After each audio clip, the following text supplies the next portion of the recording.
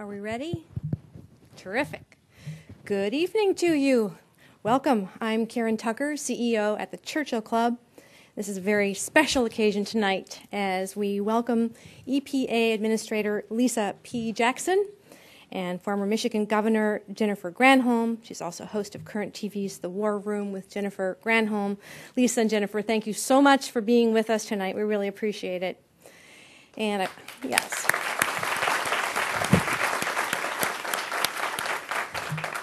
And I'd also like to thank Microsoft for hosting this program. Thank you so much.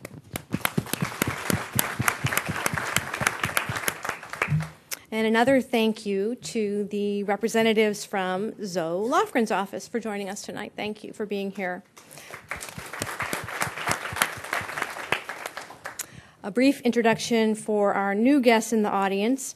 Churchill Club is the top independent nonprofit forum for business and technology discussions in the Bay Area, now in our 28th year. And what drives us every day is to encourage innovation, economic growth, and societal benefit.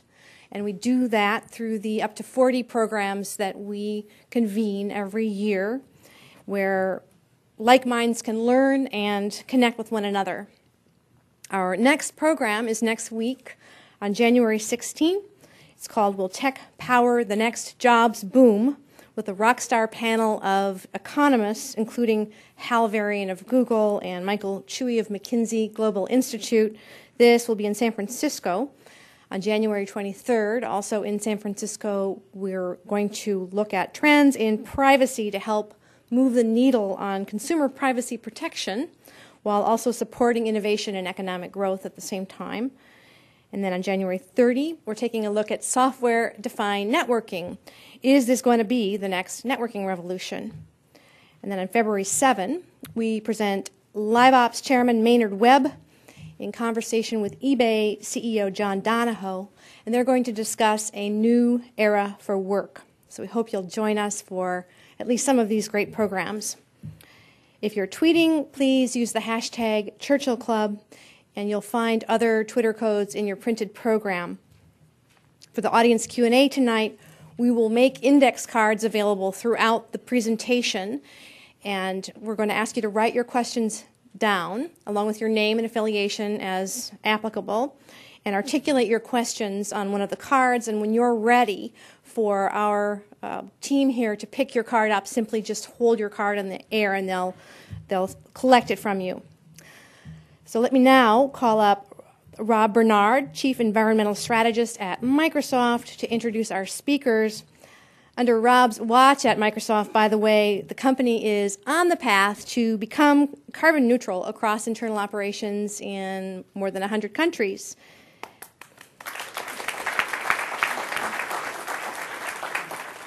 So he now has a carbon fee for divisions inside of the company, and each has to offset its own carbon emissions associated with things like data centers and software development labs, etc. And earlier this year, Microsoft was recognized by the EPA as the third largest purchaser of green power in the U.S. Well done, Rob. Let's welcome Rob Bernard.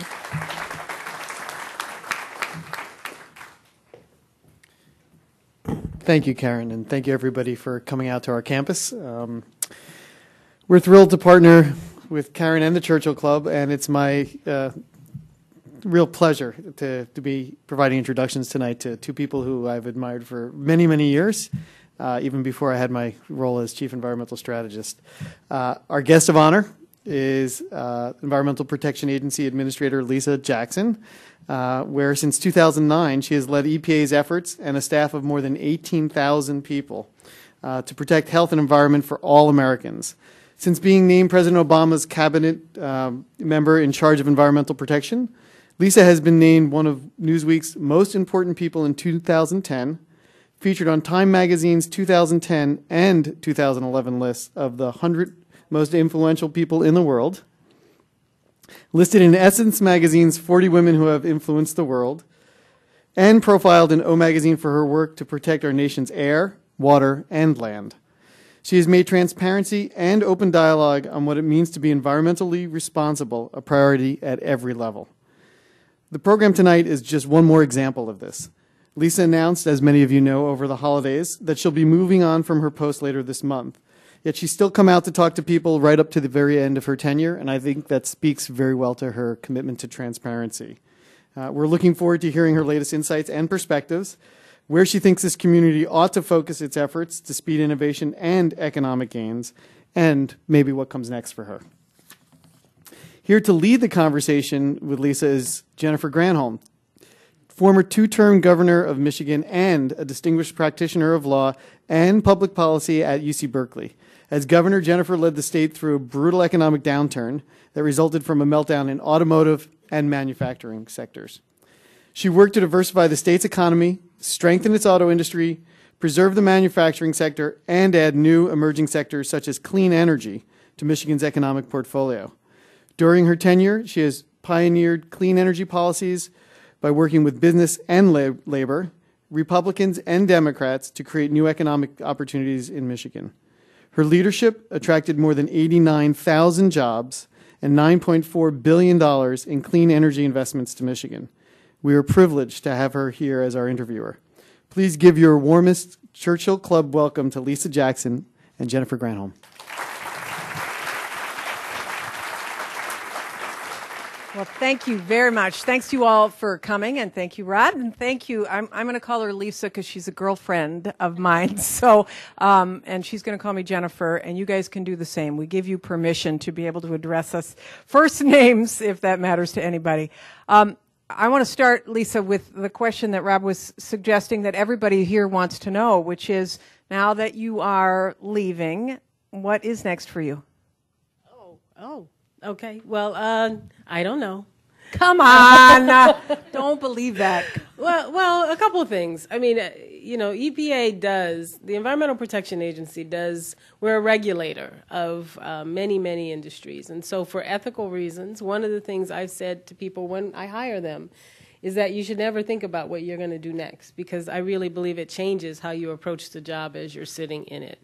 And so one of the reasons for wanting to move on right now is that I do need the time and space to think about what next. I know it'll be something to do with the environment and sustainability and clean energy and furtherance of the president's goals around that, but where to do that and how, it's just a little too soon to tell. So obviously for a lot of reasons you can't make any commitments to anybody while you're still in the job.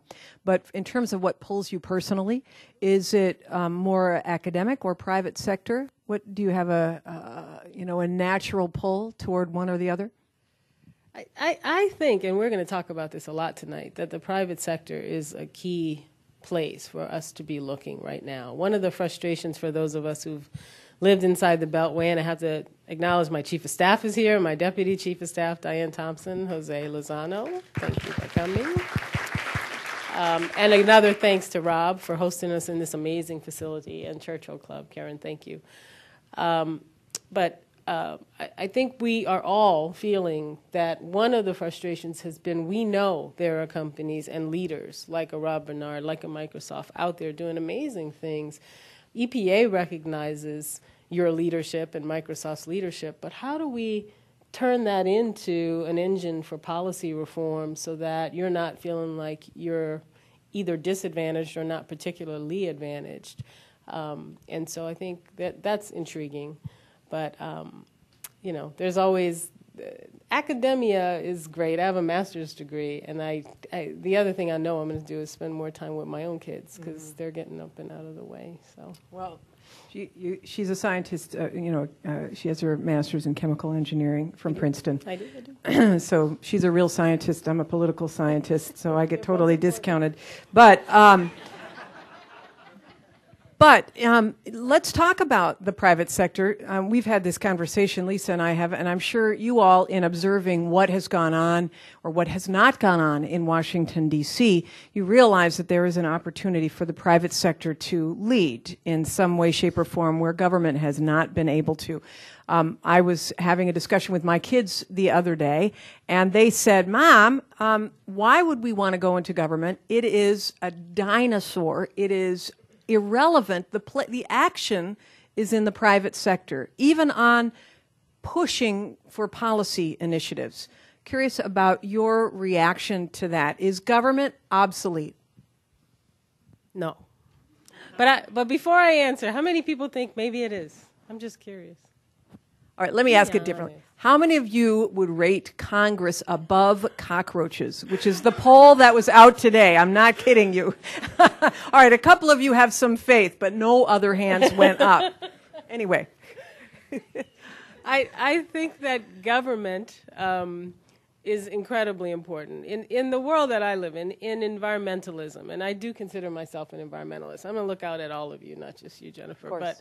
But, you know, I came up at an environmental protection agency in a time where we were the world leaders in deciding what protection meant, whether it was what the standards in clean air are, and we're in a state that was always a leader in our country. I think what we're seeing now, one of the big trends and one of the big innovations is that many companies are seeing the ability to go far beyond any floor that government sets for it. So the Environmental Protection Agency can set clean air standards. We can issue permits. We can even do enforcement and inspections and all that great stuff. But companies are saying, that's great. As long as we know you're not going to change the rules on us, that's fine. But how can we innovate to go beyond? And how can we innovate to find cheaper ways to meet those standards? So I don't think government is obsolete. I think it is the challenge of government to make sure that we are fully harnessing the trends around lower energy use, lower water use, more recycling, a circular economy, all those kind of buzzwords that really are happening. We have to make sure first we don't get in the way of that. I will say that the frustrations in Washington are real. I mean, you know that and I know that, but there is a need for us as a country to be able to make progress of that's beyond just, you know, moving things along a couple months at a time. And so I don't label the federal government or Congress in the same pot as I might a local government, where I think there are real innovations happening, or a state government, you're a governor, where there's still progress being made. Okay, so I'm going to come back to that conversation about the role of government and the role of the private sector, but I do want to start because there's a bunch of smarty pants people out here, and they are all, I'm sure, eager to solve problems. So as EPA Administrator, Lisa, what do you see as the biggest opportunities for entrepreneurs and Silicon Valley to have impact on from your perspective? So, you know, when the rest of us and the rest of the country think of Silicon Valley, we think about data and information. And I get asked a lot as head of the Environmental Protection Agency, what's the most powerful environmental law that we have? And I always answer the Community Right to Know Act. Because the Community Right to Know Act is quite simple. It's the idea that a community has a right to know how much pollution is going into the air in their neighborhood, how much is going in the air near the school, what's being discharged into the local creek, what's being discharged into the groundwater, how much waste is disposed of by ton at the landfill a couple of miles away. And from that simple right to know, which grew out of, you know, the terrible tragedy that was Bhopal, comes action, comes protections that communities demand for themselves. I think most of us outside of government have no idea of the treasure trove of information about pollution, about energy use, about trends, about pollution prevention, pesticide use, you name it, the data that resides with governments writ large, the federal government, local governments, county governments. And the challenge is to take the spirit of the Community Right to Know Act and make that information available in a way where communities can use it and act. And it's not just a national challenge. In some ways, that challenge might be most pertinent internationally, where some countries are dealing with very real consequences of pretty pervasive issues around pollution. So you would say to them that one of the ways that entrepreneurs could help move things along is by developing technological solutions for monitoring pollution, so that you can fulfill the right to know act that allows people to know, right? Real-time monitoring, real-time flows of pollution, point of source, so that you can at least see where it's coming from, in addition to how much is out there? I think that's right. I think that there are monitoring companies right now who have taken air monitoring from, when I started, air monitors looked like that podium, if not larger. And they were batch, not necessarily real time. And now there are monitors. I was in Oakland not long ago, and there were kids who were carrying what looked like backpacks back and forth to school every day, which were really real-time air monitors, so they could see what they were breathing in their breathing space, which is not the same as my breathing space or yours. So it's really, how do you use that data? How do you collect and collate all that information? How does that turn into action? And interestingly enough, just like everything else, there's more and more citizen source data. More and more people are able to monitor their own environment and want to know and be able to be part of a network that tells them what that means for their health. So I know what the air quality is in my neighborhood. What does that mean for me from a health perspective? What does that mean for my family? Is my home healthy and safe? Is the school healthy and safe? What are the biggest threats? So it's kind of taking all those inputs and being able to put it back out in a way that's very helpful. Well, and I don't want to put Silicon Valley just in the technology-only box, but while we're on that subject, one of the biggest complaints from the business community is the regulatory regime and how unbelievably ossified it is and slow it is to move and how much time.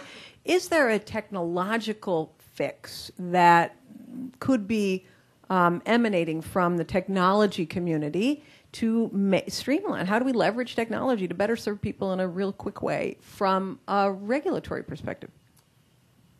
It's a great question, and of course there are fixes. I mean, you have to, one of the fundamentals of sort of environmental protection has been that it is a government function. So you have to challenge yourself to say, what is really a government function about protecting public health and the environment, and what could be privatized, or what could be better done and safely done and fairly done and justly done by the private sector. And that's an issue that I actually think deserves a lot more thought than we can do right this second. But if you say, here is the model of environmental protection in almost every country right now. It is based on, sort of 1960s idea that you decide you want to build X, Y, or Z, or do X, Y, and Z, and that is going to have a cost in terms of some amount of pollution. You're going to have to emit something to the air or to the water. And we writ large, some government entity, some regulator says, here's how much you are permitted to pollute. You get a permit. In fact, it's called a permit. And then some government entity has some way of policing that. Are you in compliance with your permit?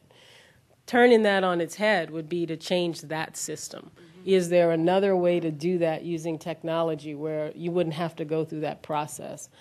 And I don't think that we have explored that enough, but part of the reason is because government does have laws that are built around the old system. Yeah, and of course they do, and a lot of times those laws were adopted at a time they made perfect sense, but the world has changed, and now they are stuck, you're stuck in an old system, an old paper system where you put a stamp on a letter and it takes all these days, and so you've got notice requirements that don't make sense anymore, that kind of stuff. EPA is all electronic now in terms of data. Congress actually That's great. Passed the rule last year for e-manifests for data movement, for hazardous waste movement. So the theory was if you're sophisticated enough to generate hazardous waste, you probably should be able to use a computer and manifest yourself electronically.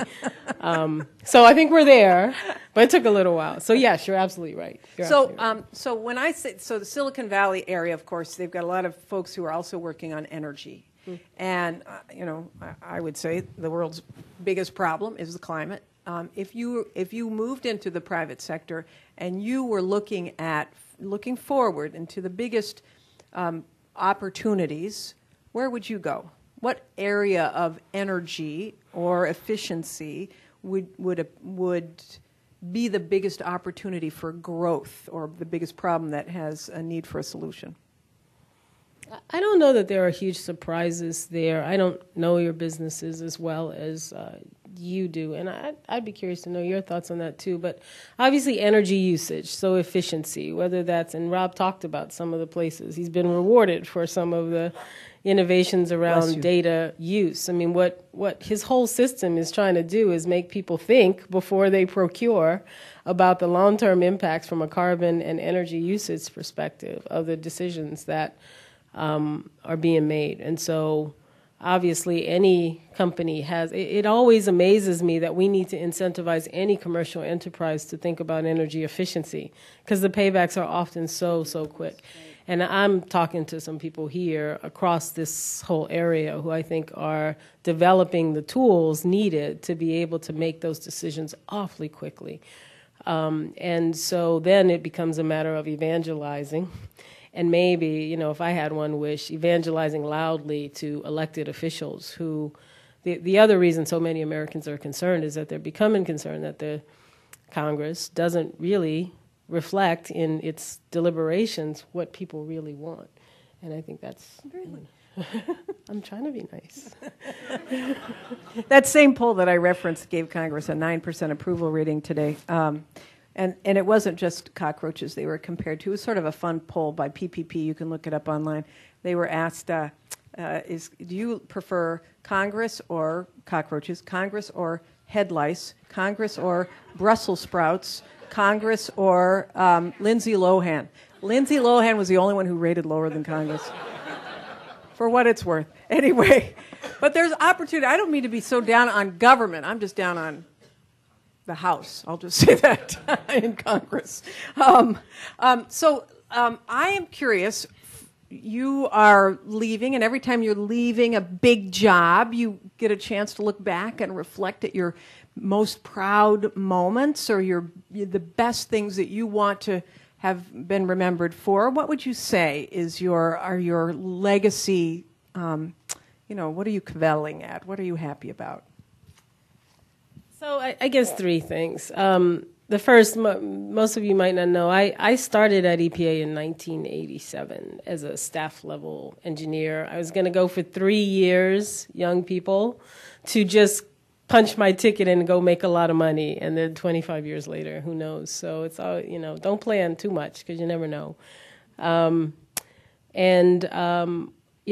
years ago when we came in, we were talking about an agency that had been pretty battered and bruised, that had suffered from the belief that it couldn't put forward good science, that had been either suppressed or tampered with, and that it was becoming unable to do its job. I mean, EPA has a really fundamental job, which is to protect the air that we breathe, the water that we drink, to ensure that those are not afterthoughts on the path to our economic success, that they're part of the equation of prosperity. So I think very important was the opportunity, as an honor, to go back to a place you worked and started, that launched your career and helped right the ship. And I feel like we've done that. And I think the embodiment of that early on was our finding that greenhouse gases endanger public health and welfare, which we did. It's called the endangerment finding for policy wonks. I see we have some here, some policy students of policy. And from that, it's a formal finding that is required under our Federal Clean Air Act. If you don't make that finding, then you don't have pollution that's actionable, essentially. And that finding, the science to support said finding, was actually done before President Obama was elected, but had been suppressed. In fact, the finding had been written and was sent over to the White House, and they wouldn't open the email. That's a true story. And so, we were able to say on behalf of the people of this country that, yes, greenhouse gases, this is a scientific finding. It's not a political science finding. Endanger our welfare, endanger our health. And from that comes other wonky things like the new auto efficiency standards. We finally have a national standard for automobiles, which is when I got to know Jennifer, her advocacy, the importance to that automobile sector of having a set of standards that would allow innovation, but also just basic design and development. And things like our proposed standards for power plants, for greenhouse gas emissions from power plants. So I'm really proud of that. I feel like it's a little bit like nicotine in cigarettes. Once you make the finding that nicotine is an addictive drug, you can't look at it again the same way. And once this country says that greenhouse gases endanger our welfare and the welfare of future generations, we shouldn't and can't look at it the same way. And so we're really proud of that. And then second is I'm the first African American to run the Environmental Protection Agency, and one of the things, diversity, yeah. It is a myth that people of all diverse backgrounds, that African Americans or people of color have other things to worry about and are not environmentalists. I'm living proof that certainly we are. And so we made a point of what we called expanding the conversation on environmentalism, which is a real mouthful. I hated it when we came up with the term, but now I love it, because the idea was you don't just have to be a conservationist or a person who loves the great outdoors to be an environmentalist. You could very well be a 50-year-old mom of 2 children with asthma who grew up in Cancer Alley in the 9th Ward of New Orleans, who knows firsthand what kind of devastation that can mean for a family and how unjust it is to have to deal with pollution that you have no hand in addressing.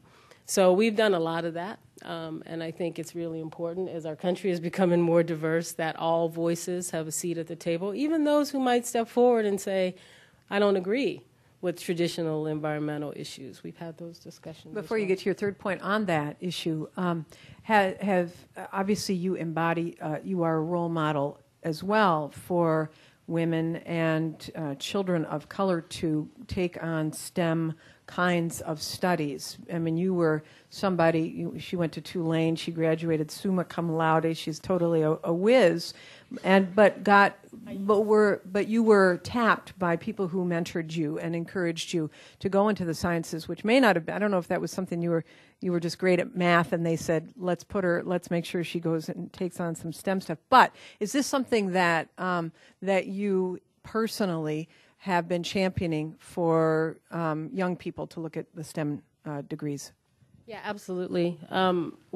First off, it's an interesting connection for many young children. Their first real science is with the environment, is with the natural environment. They're outside, they're into bugs, or they're into air, or they're into water. Their first scientific experiment might be some water monitoring down at the local stream, or it might be something very simple. And young children invariably are drawn to that connection to nature, their role in sort of the larger web. And they're, of course, endlessly optimistic and fun. So we start there. We actually have an eSTEM program we've started to work on. We haven't had tons of funding, but the idea just to work with some companies, Microsoft is one of them, to try to make sure that we use the environment and that interest in the environment to ensure that we're pushing science and technology and math. I think that clearly the president said we need a million more engineers, and we absolutely do. But we have to make sure that we also model for women and young girls scientists who don't necessarily fall into that stereotype that might draw them away. So you said you had 3 things that you were proud of. Well, I don't know if it's a third. I would say the other place where there's real opportunity and where I think the next administrator is going to have tons of fun. When we came in, we also had this huge backlog of court cases and decisions and rules that have been sent back to EPA as being illegal. We've done quite a bit of that work. We still have some to do, but I'm really intrigued with the sustainability piece of it. Sustainability is not new, but studies and folks are now documenting that most large companies have some kind of sustainability effort. It might not be as advanced as Microsoft or some of the efforts we see around Silicon Valley, but why aren't we able to take that and say, what's the role of an environmental protection agency in not regulating sustainability? We don't want to do that, but encouraging it, putting forward the the clear energy savings and water savings and toxic savings and pollution prevention that comes out of that. And so the department is going to be proactive in working with private sector entities to help guide people in the best practices. I think that's right. For sustainability, which is something that you've set in motion. Yeah, absolutely. We did a National Academy of Sciences study 2 years ago and asked them, tell us what we can do as regulators to deal with sustainability. Everything we do at EPA right now is based on risk. It's to prevent something bad from happening to you. What if we flipped that paradigm and said, how about everything we do being to look at sustainability principles and ensuring that we're living up to those, at least the principles around not depleting natural resources at the expense of growth today. And so we're having it's interesting because the idea of what the EPA does in terms of protecting something bad from happening to you is a sort of defense mode, and the department itself has been in defense mode with with Congress. I'm curious because you lead such a large organization, and running a large organization that is under attack, and it's safe to say that the EPA has been under sustained attack by Congress. In fact, I think the chair of the House Energy Committee, who happens to be somebody from Michigan, Fred Upton, said that he's going to have you come to Congress to testify so often they're just going to get her a parking spot or something like that over there. How do you lead an organization? Describe what that's like, leading an organization that is under sustained attack and keeping morale up. It's not the first time EPA's been under attack. In fact, maybe the hardest part of leading that organization is that it tends to have peaks and valleys that are driven, at least in part, politically. And so how do you keep 17,000 people, and by the way, the largest percentage of scientists and engineers of any agency except for NASA actually in government. Most people don't realize how many scientists are at the EPA. How do you keep people motivated? And we have one huge advantage, which is people come to Environmental Protection Agency because they believe in the mission. I don't like to compare myself to any of my other fellow cabinet members, but people are drawn to what we do. So that mission orientation is a huge motivator. The fact that I was from the agency, I think, was a huge advantage, and we've lifted up people who've been at the agency for a long time and put them into positions of leadership. We've challenged people to think differently about their job. But probably the most important is we've said the three things we care most about are science. We want the best science that we can muster on behalf of the American people. That's what the American people deserve. We should be their consultants on issues of public health and the environment and the law. The laws in our country are very strong. They haven't been updated in a long time. Part of that is that they've been under attack for a long time, and so you have to think about the trade-off of updating versus losing ground on them, but making sure that you don't go outside that authority is important as well. So talk about the relationship then with the private sector, because this private sector, the role of government and the role of the private sector, I think, is a really important forward-looking opportunity. And if the private sector, especially like Microsoft in a global economy, they've got to operate in all of these countries who may have different rules and more advanced rules than the United States. How does the private sector, how can government intersect with the private sector in such a way as to incentivize private sector collaboration that actually drags policy along, if you will, rather than expecting that government is going to be the lead operator on policy? I'm not sure that we can, what we can do is level the playing field. We can't pick winners and losers very often. That's not necessarily something that we try to aspire to at EPA. But I say all the time that if we set the floor, people can go beyond for various reasons, but we're not going to be able to set the ceiling. We're not going to be able to determine where things stop. Let me unpack that a little bit. We have probably twice as many cars on the road owned by Americans today as when EPA came to be. EPA came to be in 1970 by Richard Nixon. Just a little trivia point for those of you who don't remember it. Important. That well-known communist, socialist, but which we are sometimes equated with. But So, I mean, I think, so we have twice as many cars on the road as 1970, but we have no more pollution, in fact, much less pollution, right? Why? Because every time EPA has set a standard for pollution, not just tailpipe emissions for greenhouse gas, but tailpipe emissions for smog, tailpipe emissions for lead, tailpipe emissions for volatile organics. Every time we do that, American engineers and know-how respond with, oh, this is the standard, I can do better than that, and I can get there cheaper than my competitor, who's also trying to build the widget to do exactly the same thing. So all we do is set the goal, and then we get out of the way. And time again, that goal is exceeded. It's much, much cheaper. We have a long history of greatly overestimating the cost of our rules in terms of compliance for the exact same reason. Once the rule is set in stone, engineers and innovators find a cheaper way to get there. So we usually overestimate costs, not underestimate costs. I say all that to say I think as a regulator, it is in our place in free enterprise to try to constrain the system from innovating, but rather to set a floor so that there's a level playing field.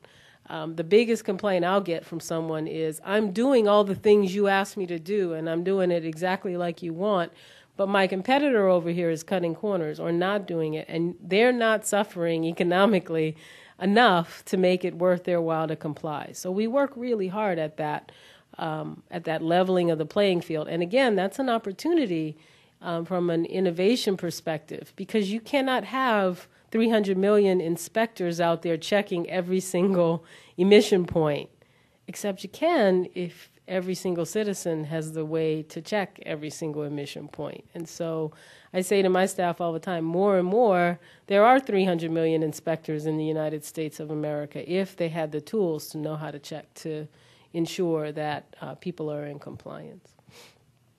I think one of the you list as one of the examples that you're most proud of is the CAFE standards, the corporate average fuel economy standards.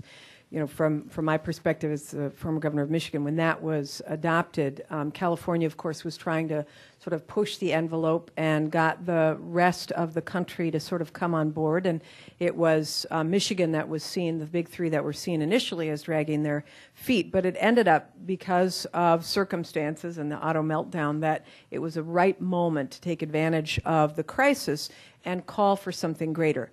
So Lisa's shop, in partnership with others in the president's office, really pushed this rate in the fuel economy increases. What was interesting is that the policy was done in tandem with DOE investments in making sure the technology could meet that new standard. And so DOE has a bit of money, or at least had a bit of money, that was able to, incentivize the research and the commercialization of that technology. Does EPA do any of that side of things? Do you have inside of EPA, or is there an opportunity inside of EPA to incentivize the private sector to take those advances on, or is that something that is left more to the partner agency of DOE? We do have a big research and development arm. We spend hundreds of millions of dollars every year on grants in our to academic institutions. Many of you, some of you may be working under EPA grants, and also to they're not private to the private sector, but they're to citizen scientists of all types, environmental groups, NGOs, folks who are good, accomplished scientists in their own right. But we don't have a lot of money to say, we'd like you to meet this standard, here's some money to help you get there. I wish we did, because the conversation would be entirely different. At times I tease my fellow cabinet members, oh yeah, it's easy for you to say because you can give them a grant, but we don't really have that. What we do is try to set a common sense floor, and then let the free enterprise system realize that that's just a rule of the road, to continue. Well, it's interesting because in the auto case, the Department of Energy put out grants, especially for energy storage, the batteries that would power, of course, the next electric vehicles, and that ended up being just a massive opportunity, not just for the auto industry, but for the industrial Midwest, for states like Michigan, because the battery itself and the supply chain to the battery, the anode, the cathode, the separator material, the electrolyte, all of those are different companies. And so we wanted to create an economic cluster around this solution that started with the raising of those standards. So, and the auto industry, when the standards were raised, it's the same argument that I think the private sector can continue to pressure the government on, which is we don't want to have a patchwork set of standards from different states. We can't build 50 different cars. We want one standard. And if you can help us get there so that we're not going bankrupt, that would be, that's the best of all possible solutions. So the question that I have is, given the desire from the private sector not to engage in sort of this patchwork compliance system, the patchwork global compliance system, doesn't it make sense for these multinational companies? I just can't help but say that they are in the best opportunity. They have the best opportunity to help pressure government for a standard that the United States that is not lower than other places that they're doing business in. Absolutely. I don't know that that's. Let me make sure I understand the question. Just expand the field globally, not just in the U.S. So, right? So oftentimes, it's not that we're being asked to change other people's standards, but traditionally the United States has, with some countries in Western Europe, say, set the standards that the world operates under, and that's still largely true. If you want to know how the world looks at a particular pesticide, oftentimes look at how the United States looks at it, although there are some notable examples where we differ from some other countries. So I think one of the questions is, undoubtedly, if you're working in a multinational corporation, you are seeing a patchwork of standards depending on where you are working, and they could be vastly different. And one of the big things I keep saying is no one in this country I've ever met thinks we should be racing to the bottom to meet the lowest, because that's not going to be, that's moving backwards and rolling back a standard of protection we've come to be used to. The question, I think, going forward for many other nations is the United States going to continue to be that leader, to be someone we're trying to catch up to, and coming up with the technologies that help us get there in a way that doesn't sacrifice quality of life or development potential, because that's a big issue as well. So if you are advising, say you're advising a young business class or a class full of entrepreneurs about trends in the next 10 years, what areas should they be looking at to solve problems? You had mentioned monitoring, but beyond monitoring, technology, et cetera, because we're in Silicon Valley. Beyond that, what are the things that you think young, up-and-coming problem solvers should have an eye on? The majority of the world's citizens live in urban areas now. And that's true in our country, but it's true in the world, and every trend says that that's going to just continue to be the case. As developing countries continue to develop, what happens, the trend is that people move into more urban environments, and those people are going to need water, they're going to need something to do with sewage, with wastewater, they're going to need food, they're going to need energy, they're going to need access to energy.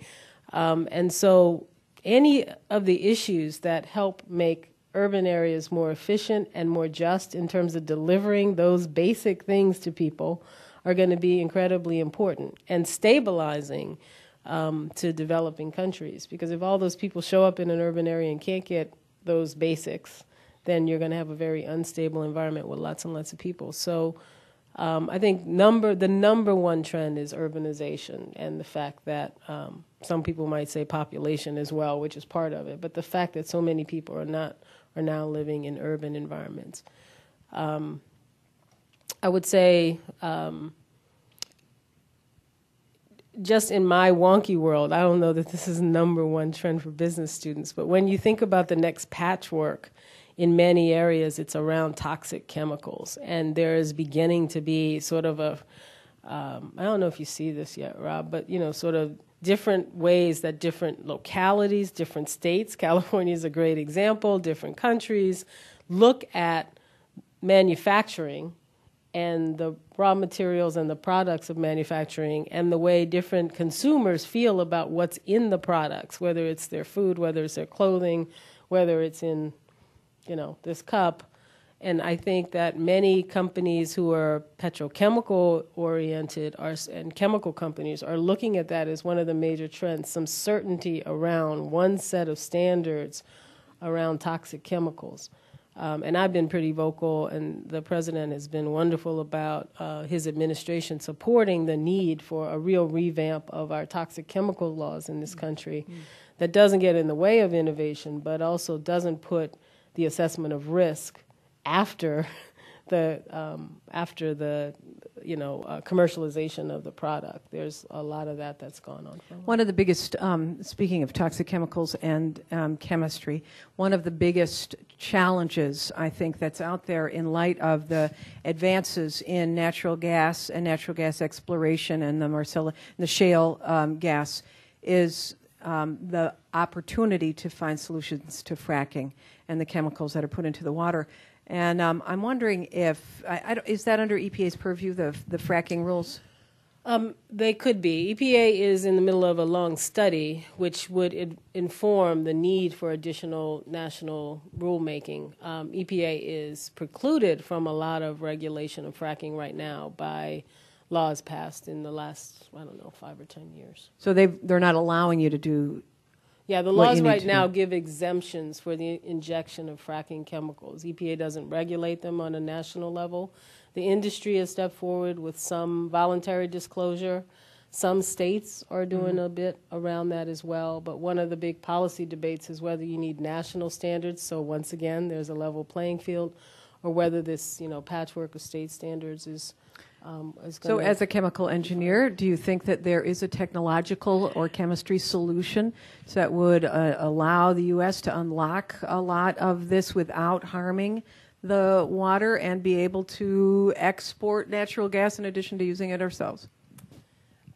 I won't go so far as to whether we should import or export. I know that's a big policy issue in Washington, one I don't really have the ability to speak on. I will say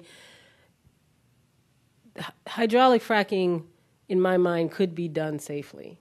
But the way to do it safely is not to walk away and say, please don't hassle us because we need to get this done, which I think in the beginning some companies were there. They were just sort of like, giving us the hand and giving governments the hand. And now I think they're starting to realize that the American people have a long history with drilling and production activities, and they're smart enough to be able to realize how intrusive they are, and that they're not going to get the social license they need to operate by keeping regulation and governments at bay. So now the big debate has been, should that be a federal level regulation or a state level regulation? And I'm enough of a scientist and engineer to say, I think we don't have the data yet to show. If water, does water know geopolitical boundaries? No, water doesn't, but I actually happen to believe that some of the issues around fracking aren't what's injected into the water, but what happens to all that water when you pull it back out of the hole. And then how do you dispose of that? Or the leaking of natural gas that happens. Natural gas is a fairly potent greenhouse gas all by itself. So here we are taking some important steps to cut down on greenhouse gas emissions from cars and power plants, but now we're going to start leaking methane. That's not a good thing. Although I did read an article today on this that's saying that there's some new advances in tracers and monitoring, back to your monitoring point, that would at least highlight where the problem is so that it could be fixed. But it's just not deployed. It's just not deployed yet. Can it be done safely? Probably. Needs work. But and should it and must it be done safely? Absolutely. Yes. Absolutely. Right. So you said that you were prohibited from acting in that area, and I know that there's been efforts to prohibit you from acting in a lot of areas. Would you say that, I don't want to lead you on that, but what's been your biggest frustration with D.C.? It's so lovely there. It has become incredibly partisan and polarized. And the environment and environmental protection was traditionally in our country not something that one party believed in and the other party didn't, or one party favored and the other party didn't. I was, making a bad joke that EPA was started by a Republican president, Richard Nixon. Almost all of our major environmental laws, the Clean Air Act, the Clean Water Act, were passed with overwhelming, if not unanimous, votes in, bipartisan Congress, and then lots of them signed by Republican presidents. Cap and trade, which has gotten such horrible billing, was actually a Republican idea of a way to deal with air pollution that was more market-based instead of command and control regulation. And all that has now become fodder for a machine that has become very good in Washington at killing every idea and sometimes smearing people's characters along with that, but not coming up with any positive solutions to any of those problems. If you don't think we should be doing cap and trade to put a price on carbon, what is our way of dealing with this really important threat? Or denying that that climate change happens, Yeah, that's the answer. Yeah, but I don't think that's where the American people are. I mean, well, that's why Congress's approval rating is at 8%. Are you there? Yes. Okay, thank you. Pardon me? It's a myth, global warming. Okay, well, I disagree, but thank you for your opinion. Well, 99% I of scientists didn't say all disagree Americans, with you, but but anyway. I don't think that the amount of Americans in the country, I don't think the majority of Americans agree with you. I know they don't. So I know we're going to take some questions, and which is great. And what we'd love for you to do is in the question taking, we want you to put your name and your affiliation on there so I can acknowledge you as the questions are coming. Holy moly! And I sure hope you guys have good handwriting, because somebody wrote really small on that. Oh my gosh! All right, I'm going to read it because I haven't had a chance. And while she's answering, I'll go to the next one. But I hope this is a good question, because. But where's the name on it? You all didn't do your instruction. Oh wait, I'm not going to read that one yet because it doesn't have a name. All right, Joanna Nowak. Where are you, Joanna? All right, Joanna, back there. All right, President Obama promised to make a final decision, Ray. I was going to ask this too. I knew one of y'all would ask. The Keystone Pipeline after elections, do you believe this administration is ready to make that decision? If so, what do you think that decision is going to be? And I would just add, I read an article that you might be leaving before that decision is made, and I was wondering if that was any indication of where the decision was going. Oh, you added that last part. No, she wrote this that. This is what you need girlfriends for, right? To act. Thank you, Joanna. You meant I just number one. Like Listen, I think that the president, I will almost certainly be gone before that decision is made. And I don't know where that decision's going to come down. The next step in the process is an environmental impact statement, a revised environmental impact statement that the Department of State is in charge of doing because of the arcaneness of the National Environmental Policy Act, because it crosses national borders. The Department of State is doing this environmental impact statement. Then will come a process of public comment when that environmental impact statement comes out, and then will come other agencies weighing in, and then finally, if it gets to that point, the president may be called upon to make a determination as to whether or not this pipeline is in our country's national interest because it crosses an international border. And I think through all of that process will come really important information about what the impacts of this are on groundwater quality, on potential pollution pathways, on real life estimates of what it means from an economic perspective for our country, because proponents of the pipeline want to talk a lot about jobs, and there's been a lot of, I think, inflation in terms of job estimates around this pipeline and what it means. So I think it is too soon in the process. I mean, people don't like process around government, but on cases like this, I think a public process is absolutely vital and is really the only way to allow the public to believe that its government is acting in its interests, not any special interest. Just as a follow-up to that, which was the first card that was on the list, a study published this week in the Proceedings of the National Academy of Sciences found significant increases in carcinogens associated with the Alberta tar sands, illustrating what they're saying is the failure of the industry self-regulation and the effects of U.S. consumption on international pollution. And they're asking what's EP's role in both developing effective regulatory frameworks and monitoring our impact on the environment outside of our borders. Interesting. So EPA doesn't. I'm happy to report that the one thing we don't do, I'm looking at Joanna again, but I assume that's not your question, but EPA doesn't regulate pollution outside of the United States. My job would be much harder than I imagine. But we do, and again, have a history of trying to add to the scientific knowledge and the base of information that allows us all to make smart and wise and intelligent decisions about controlling pollution.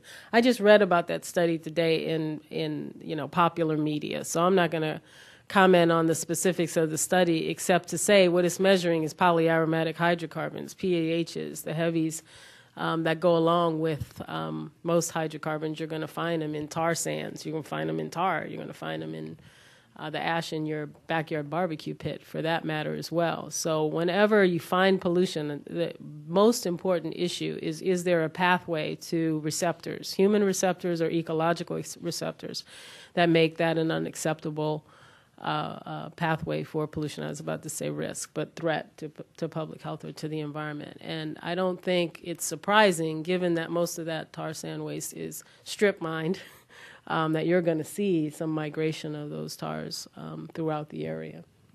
So I have a whole bunch of questions that are sort of in the same vein, and one of them is just sort of a question that begs, can we please have a price on carbon right away?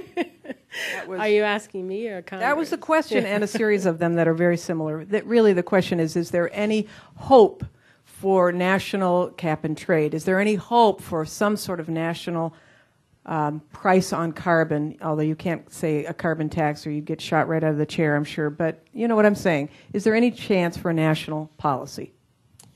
Well, let's be really clear. Regulation does, in fact, put an imperfect sort of a cost to pollution. I mean, one of the first things that any kind of regulation does is say, this external thing you're doing, which is emitting pollution, is a cost that you now have to internalize by controlling it. You're not going to get rid of it entirely, but it's going to cost you more to operate, potentially, until we figure out how to do it cheaply. That's how we come up with our cost estimates. We do a cost-benefit analysis. How much more is it going to cost you to control, and what's the benefit on the public health side? And our regulations have enormous benefits in terms of the costs. I think it's time for us to be pretty real. The current the current milieu around climate doesn't lead me to believe that we're going to see a new national law anytime soon. But, and there's a huge but, the federal game should not be the only game in town. Local actions, state actions, and the private sector are extremely important.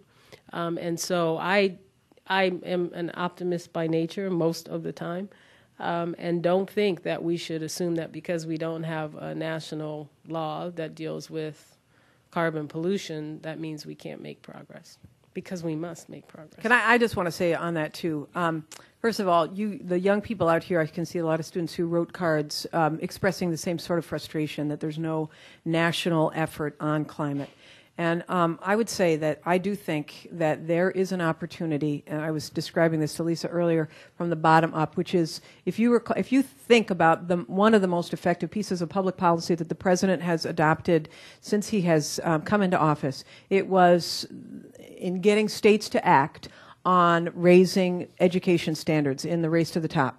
And why did states act? They acted because the federal government put out a pot of money, it was $4.5 billion, and said, if you want to compete for this, states, you states who are cash hungry, then you have, the price of entry is that you have to raise your standards. I think the federal government can do the same thing on clean energy. I think the federal government can put out a pot of money and say to the states, you can choose to enter or not, and respect the state's independence. But if you choose to enter, the price of entry is you have to have a renewable energy standard of such an amount or whatever, but you also have to respect the geographic resources of each of the states and the regions, but come up with a plan that creates jobs and that reduces your carbon footprint and that contributes to having a national energy policy. So I think it can be done, but it can't be done from Congress top down. I think it's got to be done respecting the states. And California is a great example of a state that has taken this on its own. But what good is it for California to do alone if there's no other partners around? And if this country doesn't lead the discussion on global climate change, it's just not going anywhere. That's my editorial opinion. I'm the moderator. Sorry about that. Okay. The question is, what's the short and long-term future of coal-fired power in the United States? This is from Clint Wilder from Clean Edge. Clint, thank you. Well, I think that coal-fired power plants, they're in two varieties, right? The ones yet to be built and the ones that are already out there. And for the longest, there was sort of these vintage 40, 50, 60, 70-year-old plants. There really was one, I think, that was pushing 70-year-old coal-fired power plants that had not been significantly invested in much since they were built. There weren't a lot of pollution controls on them. And for those plants, they've sort of been waiting around for that time when the cost of doing business, meaning the need to invest in them, outweighed the money that they could potentially make. And that moment is here. Partially because of our mercury rules. EPA has rules for mercury. They were called for in the 1990 amendments to the Clean Air Act. We got them done last year, finally, in response to court orders to do them, by the way. So it's not a schedule to be proud of in any way, although we're proud we finally got them done, and they're here to stay. But those plants are in one category, and what we see are those plants making the business decision that anyone would make. Am I going to invest in the amount of money it takes to clean up those plants from the standpoint of mercury and arsenic and nickel and the fine particulates upon which they travel? And that's a fairly easy answer. And it's made easier by the fact that natural gas is extraordinarily inexpensive right now. There was an announcement just yesterday from another major power supplier, and they cited the need to comply with EPA regulations, but they also cited quite clearly the market forces that are drawing them away from investing in new coal, certainly, in some of their existing fleet, and moving them towards combined cycle natural gas generation. So that's happening as well. It would be wrong, by the way, not to acknowledge that this country has done quite a bit in the last 4 years through the Department of Energy on renewables, on solar, on wind, on advanced batteries, on storage, on research and development, and in some cases deployment of technology, and looking smartly at transmission questions, which remain very much in our grid. And so all that has happened along with the use of the Clean Air Act based on the endangerment findings. So the new rules that we have out in a proposed form, we got 3 million comments on these rules that say if you're going to build a new coal-fired power plant, you have to control the greenhouse gas pollution, the carbon dioxide emissions. Those need to be finalized. They are not in final form. And so that's probably the next step along this path from the standpoint of regulation. Okay, so this question sort of flows from that, in that you said it would be remiss not to acknowledge. This is from Victoria, and I'm sorry, Victoria, I can't, is it Aratui from Santa Clara University? Where are you, Victoria? Okay, great. Victoria says, how do you react to statements such as President Obama promised to slow the rise of the oceans and heal the planet? My promise is to help you and your family. That was from, of course, Mitt Romney in his convention speech. React. Where's Victoria? I don't think my reaction is nearly as important as the electorate's. Do you? Ching!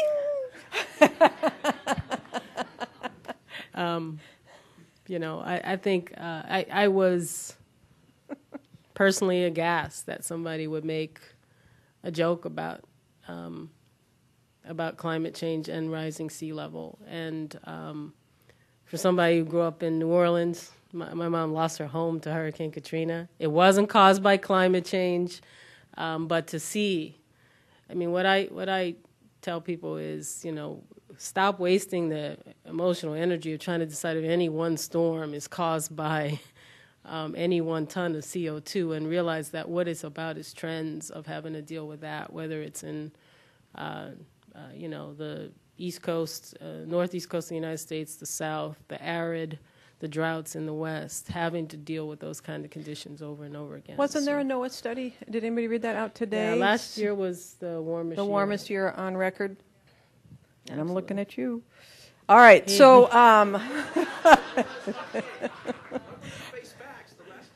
oh, honey. Okay, this is a question. Who would you want to see as your successor, or what sector do you think they should come from, government, private, or academia? Wow, who asked that question? And there's no name on it. Oh, do you want the job? I bet you there are a lot of people here who would love the job. I have been. You would probably.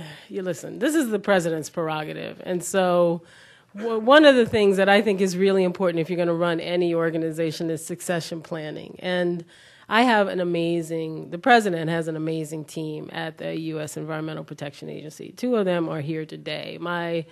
The deputy at the Environmental Protection Agency, Bob Partisanship, is a veteran of EPA. He ran the air program under Clinton. He ran the water program under Clinton. He's now deputy at the agency. We have immense talent. So I leave not at all. I mean, although it will be very hard.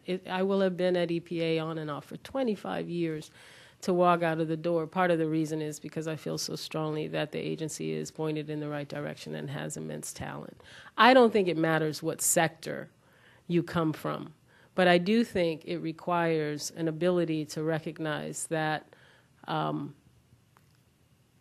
the agency works for the American people, not for any special interest group. That the work of the agency is such that, sadly, and I don't think this should continue to be the case. We were talking about this earlier. There should absolutely not be this belief that in order for EPA to make progress, somebody has to lose. This is not a zero-sum game by a long shot, but that you have to believe that and enforce it internally and externally constant, that there are win-win strategies and win-win situations, and we're looking for those, but not at the expense of allowing folks to continue in the year 2012 to emit unlimited amounts of mercury into the air. It's both. You are a regulator. You set standards. They need to be enforced and they need to be fair, but there is tremendous potential to make progress at the same time. All the rest of it, the amazing staff there can help the next administrator do. But that belief that the work is vital, almost sacred, is really, really important. I love that. Yeah, I mean, I love that, calling it sacred. It's really, really important. It is important. Really important to honor the people who are doing that work. And there's a lot of questions in here about what advice would you have to young people who want to address these big problems and serve in government? What would be the best path for them to go?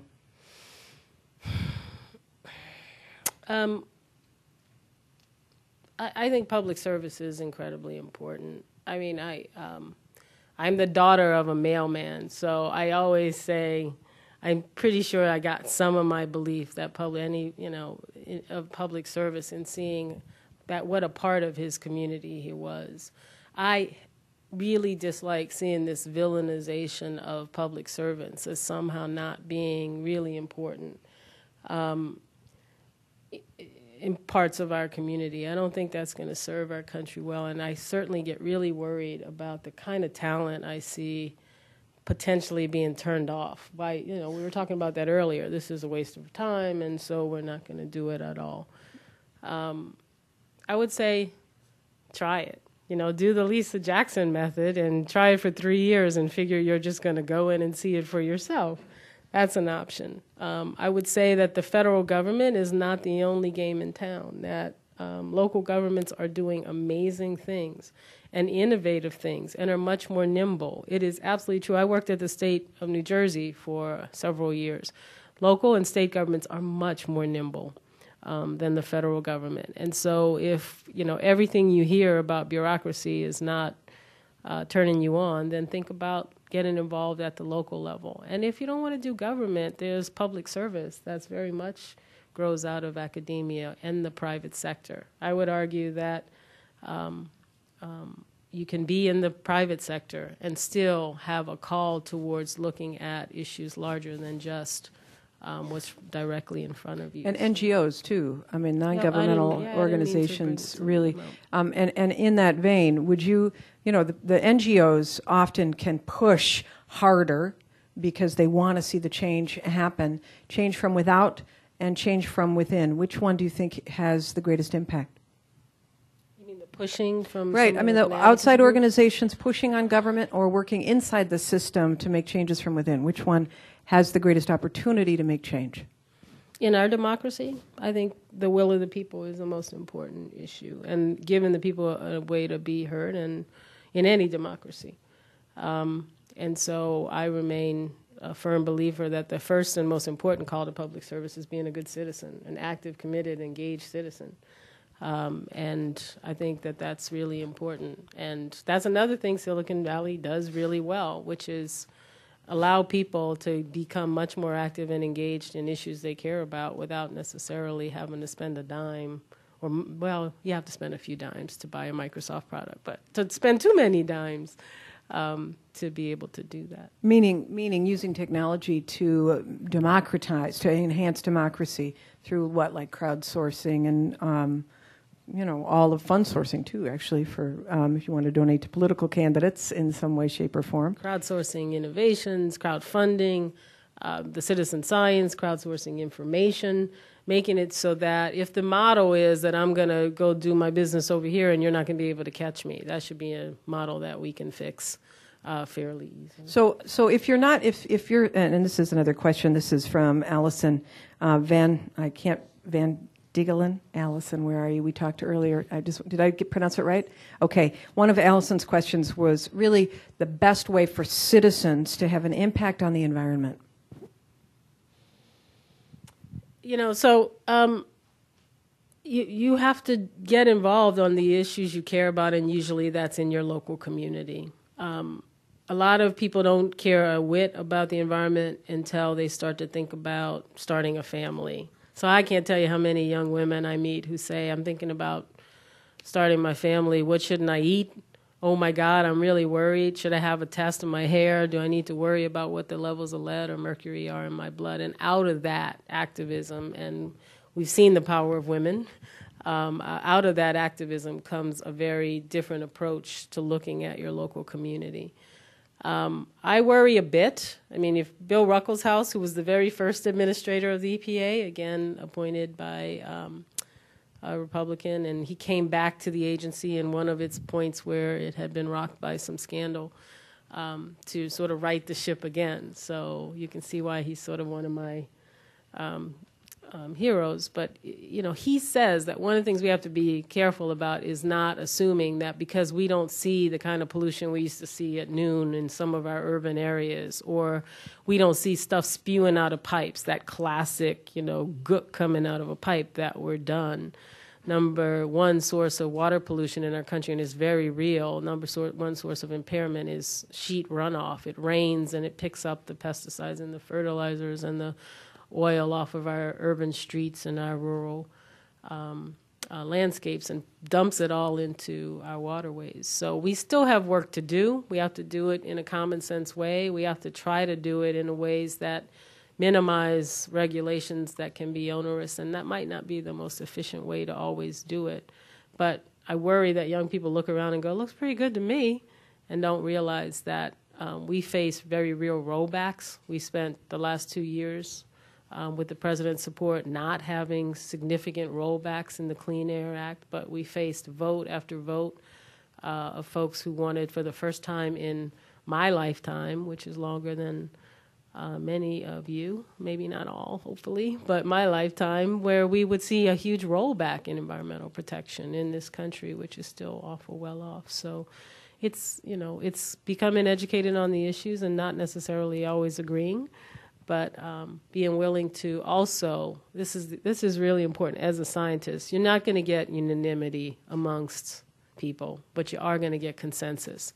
And when you're dealing with something like mercury, or you're dealing with soot, or you're dealing with climate change, I would argue that consensus is enough. If we wait for unanimity, we're still waiting for everybody to agree that, you know, cigarette smoking causes cancer. If you wait, you will have lost the window to act and avoid and prevent and mitigate and minimize. Can I just also add on that I cannot say enough how critically important it is for everyday citizens to obviously vote, but communicate with your elected officials. One letter, we used to say in the governor's office, we get one letter that represents 25 citizens who didn't take the time to write. Those letters are read. A volume of communication that's not your, you know, rubber stamp communication, not the same cards everybody gives out, it's the same text on it. That's not what I'm talking about. Individual communication from citizens moves the needle. It really does. But the most thing that moves the needle is putting people in place, in office, that agree with you and recognize, having them realize that you hired them and you can fire them, and that as their employer, you have the right to give them an instruction on how you want them to do their job. And you should not be quiet about it.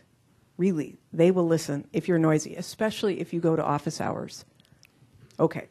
What role does, this is from Yanni from Microsoft. What role does mitigation have to address climate change, like seawalls, federal zoning, and floodplains, and all of that? I suppose you mean as opposed to adaptation.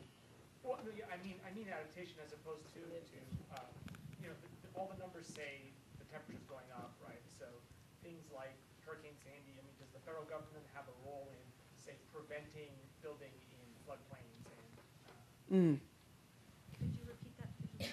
Yeah, so essentially the question was what role of adaptation, which is adapting our lifestyles and our norms to a new climate reality, to sea level rise, to changing climate, to changing temperatures, versus what traditionally people talk about when they talk about climate change, which is minimizing the emission of CO2 and other climate changing gases. So I think I agree. We're at the point now where we can no longer just assume that we can avoid a future of sea level rise and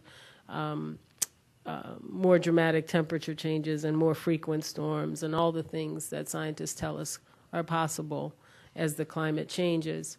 And we need to design with the future in mind to, at first, think about resiliency. But resiliency doesn't get you all the way there unless you also factor in a different set of assumptions about what the 100-year floodplain will be and how big that 500-year storm might be or how long the drought might last. And I do think that it is vitally important, but not happening in a uniform way, that people think about everything from building codes to energy use to water security to energy security with a climate changed future in mind. And that's probably going to borrow Jennifer's thinking, going to happen at the local level and then eventually move up to the federal level, because those are generally decisions, whether it's zoning or other issues that happen at the local level. The one big exception is federal floodplain delineations, which FEMA is changing. I just happen to know that they just changed them, for example, for New Jersey, where I used to work, and they were planning to change them all along. It happens that they changed them in the wake of Hurricane Sandy. And what that does is it does have a market impact because it makes it more expensive to buy insurance, and therefore it makes it a different decision in terms of whether or not to put huge amounts of property in what is now harm's way. So absolutely that needs to happen. As an engineer, I've argued for a long time to some of our nation's engineers that it's a dereliction not to be forcing that conversation, because we're just throwing bad money potentially after bad. And it's like an insurance policy. At worst, you don't want to go overboard, but we certainly could be doing more to be resilient. It's no different than building in an earthquake zone, which I imagine everybody here is really familiar with. You want to engineer with that potential, which is very real, in mind. But on the other side, you don't want to continue to exacerbate the problems. And if you look at the climate maps in terms of the ocean footprint and the rising plains, they just approved a 50 or at least $7 billion of a $50 billion ask for Hurricane Sandy. That would be mitigation, or at least addressing the Hurricane Sandy issue. Insurance companies now are setting the price for climate by saying that we're not going to insure because it's becoming too expensive. Will the dollars and cents of climate change, do you think, perhaps, could it impact Congress to move, since they're only having to pay for it after the fact in the cleanups, which is probably more expensive to begin with? Yeah, I mean, to move from very short-term thinking to long-term thinking is the key there, and we haven't seen a lot of that. It would be good to see. I would say that I do think that I used to give one speech that started with a quote that sounded like something the EPA administrator would say, and it was from an insurance executive at one of their national meetings about the need to really get in front of what was this overwhelming threat. And she or he, I'm not sure whether it was a man or a woman, they weren't talking about the environmental threat. They were talking about the looming economic threat to their business as they looked at losses they could not insure, and a business that just wasn't viable with some of the models that they were seeing. We only have 7 more minutes, and so I'm going to ask one more question, and then we'll wrap up with a final. But this one is, how can we make cities more fair environmentally? I know it's an issue near and dear to your heart. Whose question is that? When you That's say from, fair, Shauna. Shauna, what do you mean? I know that we organize where we live mostly based on how much money we have, so it means that people's situations are very, very different in terms of what people are exposed to and what they're walking past. So I'm happy to repeat it.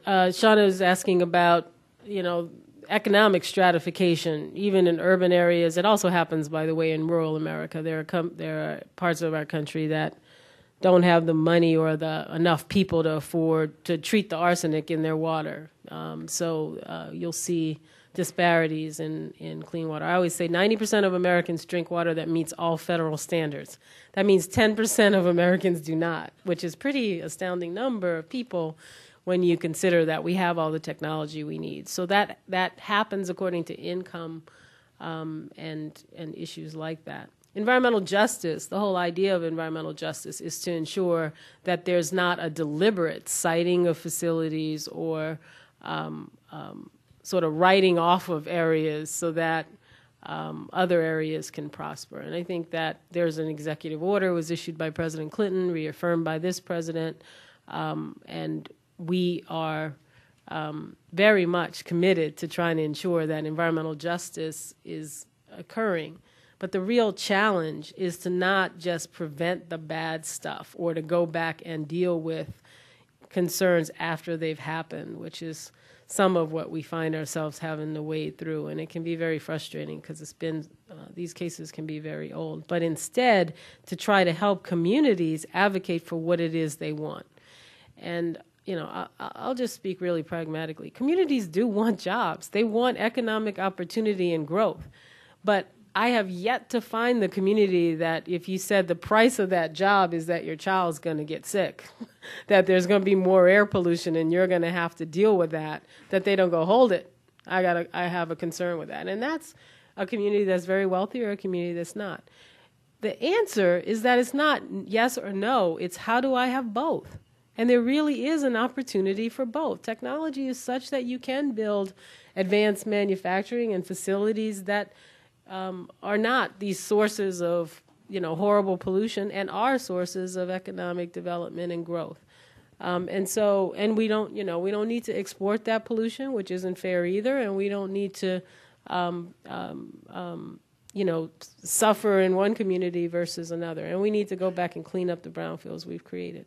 So I think EPA has a role there. I also think that communities are becoming, the environmental justice movement has come a long way since the 80s when it formed, where it was very much sort of a let's stop things from happening, and now you'll see communities engaging and saying, and smart companies are doing this, we want to engage with the community early on about what it is we're trying to build and what it is we're trying to do.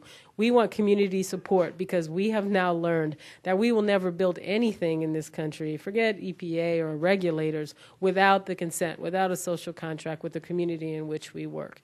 And that's about pollution, it's about jobs, it's about economic equality, it can be about job training, it can be about making sure that the people doing the construction come from the community, that the people catering come from the community. You get all those kinds of discussions. I think we've become much more active in that kind of realm as well, and I think it's very good for the country.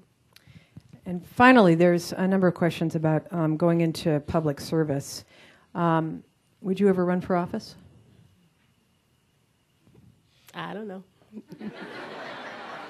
Wow. That would be awesome. You should do it. Shouldn't she run for office? Girl, we're going to start the Lisa Jackson campaign for Senate right here. Woo! Hold it.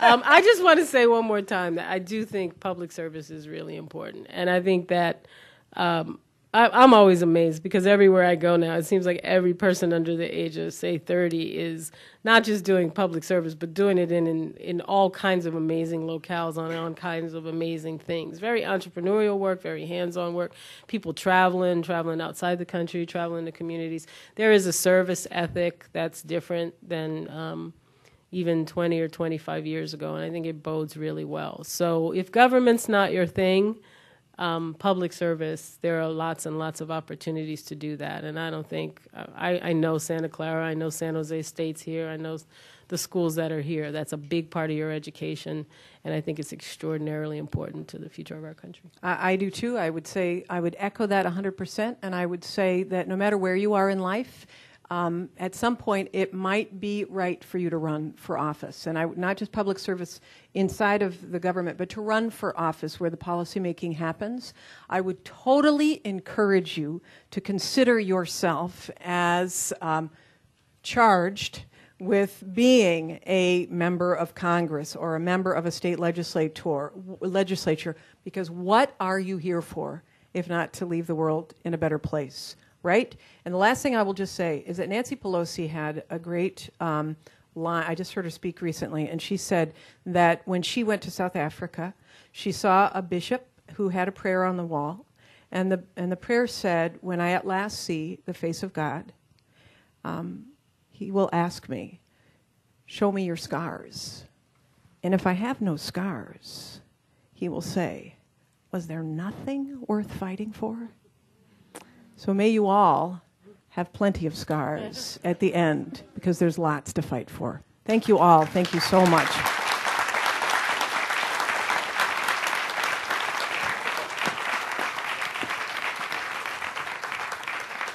I'd like to close by thanking Lisa again so much for your sharing your passion and your candor. We really appreciate it.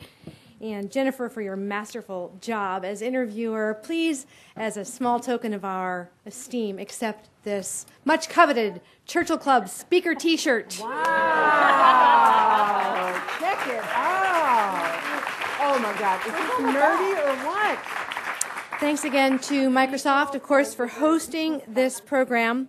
The program will be on view on the Churchill Club YouTube channel within the next day or two, so feel free to pass along the word. You have been an amazing audience. Thank you for being here and sharing your views, and we look forward to seeing you next time. Good night.